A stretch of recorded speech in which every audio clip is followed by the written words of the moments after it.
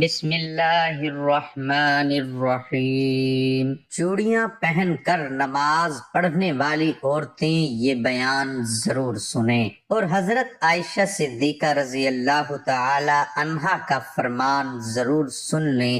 زیبائش اور سنگھار عورت کا بنیادی اور فطری حق ہے، جو کہ بعض حالات میں اس پر واجب بھی ہو جاتا ہے۔ بہرحال بننا، سنورنا، میک اپ کرنا عورت کی فطرت کے عین مطابق ہے، لیکن موجودہ زمانے میں نت نئے فیشن اور مقابلہ حسن کی دوڑ نے عورت کو بناؤ سنگار کے معاملے میں حدود سے آگے نکال دیا ہے۔ اسلام عورت کے بناؤ سنگار کا قطعی مخالف نہیں ہے، لیکن وہ عورت کو شو پیس بننے یا بنانے سے روکتا ہے اور یہ قید لگاتا ہے کہ اس کا بناؤ سنگار دنیا کو دکھانے اور شو پیس بننے کے بجائے صرف ایک ہی مرد کے لیے ہو، اور اس بناؤ سنگار کو اس کے محارم ہی دیکھ سکیں، اور وہ بھی مکمل آداب کے ساتھ دیکھیں۔ رسول اکرم صلی اللہ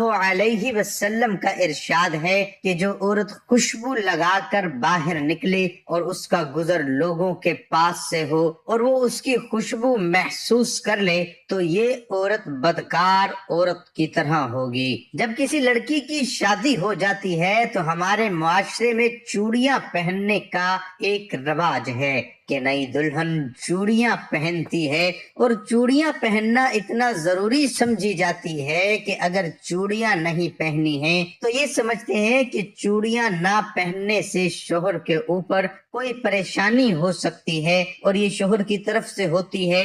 شوہر جن کے ہوتے ہیں وہ چوڑیاں پہنتی ہیں، جن کے شوہر نہیں ہیں یا کسی شوہر کا انتقال ہو گیا تو پھر وہ عورتیں چوڑیاں نہیں پہنتی ہیں۔ تو چوڑیاں پہننا کتنا ضروری ہے، پہننا چاہیے یا نہیں پہننا چاہیے، آج کی اس ویڈیو میں ہم آپ کو بتائیں گے۔ چوڑیاں عورتوں کا ایک فیشن ہے، یعنی کہ عورتیں چوڑیاں پہنتی ہیں اس بنیاد پر کہ وہ ایک فیشن ہے، اور یہ فیشن خصوصی طور پہ شوہر کے لیے کیا جاتا ہے۔ ویسے تو ہر سنگار شوہر کے لیے ہوتا ہے، یہ ہر عورت جانتی ہے۔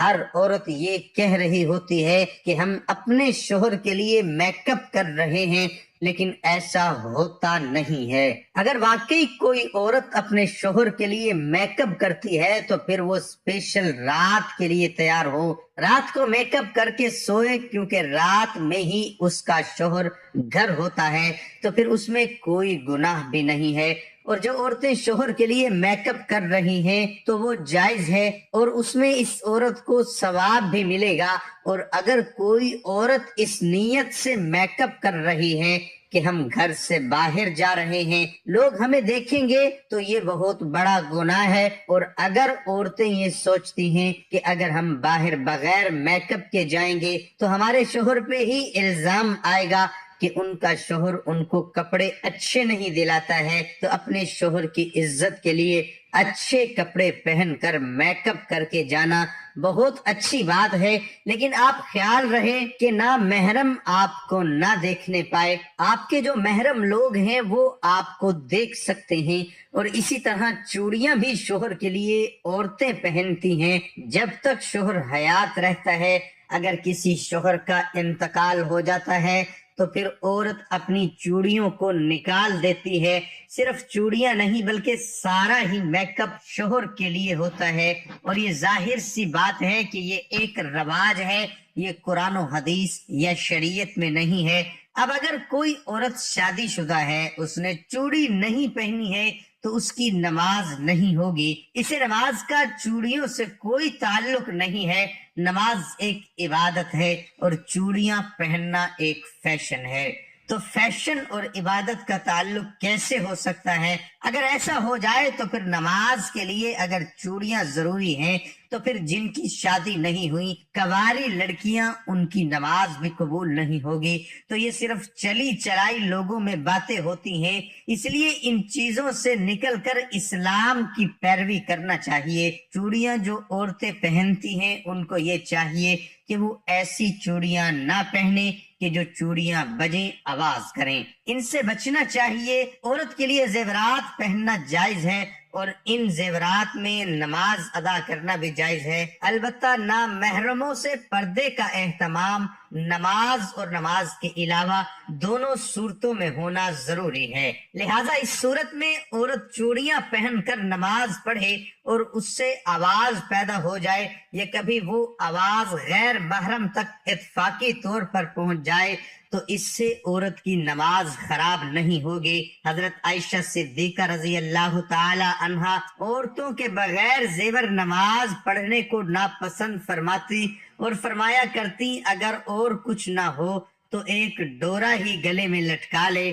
حضور صلی اللہ علیہ وسلم فرماتے ہیں انگوٹھی صرف چاندی ہی کی پہنی جا سکتی ہے، دوسری دھات کی انگوٹھی پہننا حرام ہے، مثلا لوہا، پتل، تانبا، جست وغیرہ۔ ان دھاتوں کی انگوٹھیاں مرد اور عورت دونوں کے لیے ناجائز ہے۔ فرق اتنا ہے کہ عورت سونا بھی پہن سکتی ہے اور مرد نہیں پہن سکتا۔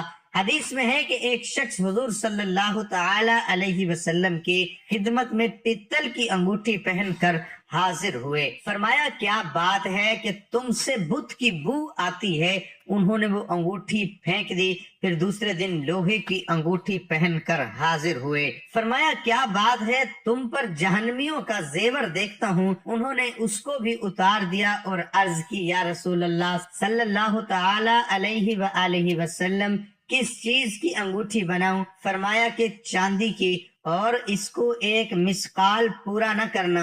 احادیث کی روح سے چاندی کی انگوٹھی مردوں کے لیے حلال ہے اور سونے، لوہے اور پتل کی انگوٹھی ان پر حرام ہے۔ سیدی اعلیٰ حضرت رحمت اللہ علیہ ارشاد فرماتے ہیں ہاتھ خواہ پاؤں میں تانبے، سونے، چاندی، پتل، لوہے کے چھلے یا کان میں بالی یا بوندا یا سونے، خواہ تانبے، پتل، لوہے کی انگوٹھی اگرچہ ایک تار ہی ہو یا 4.5 ماشے چاندی یا کئی نگ کی انگوٹھی یا کئی انگوٹھیاں اگرچہ سب مل کر ایک ہی ماشے کی ہوں، کہ یہ سب چیزیں مردوں کو حرام و ناجائز ہیں۔ مردانہ طرز کی انگوٹھی عورت کو پہننا جائز نہیں ہے کہ مردوں سے مشابہت ہے، اور مردوں سے مشابہت اختیار کرنے والی عورتوں کے متعلق بخاری شریف میں ہے رسول اللہ صلی اللہ علیہ وسلم نے عورتوں کے ساتھ مشابہت کرنے والے مردوں اور مردوں کے ساتھ مشابہت اختیار کرنے والی عورتوں پر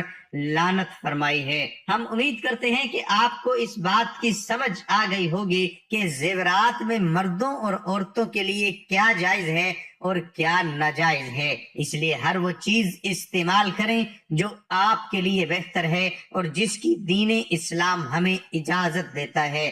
دعا ہے کہ اللہ پاک ہمیں دین کی مکمل سمجھ نصیب فرمائے اور ہمیں نیکوکاروں میں شامل کرے، آمین۔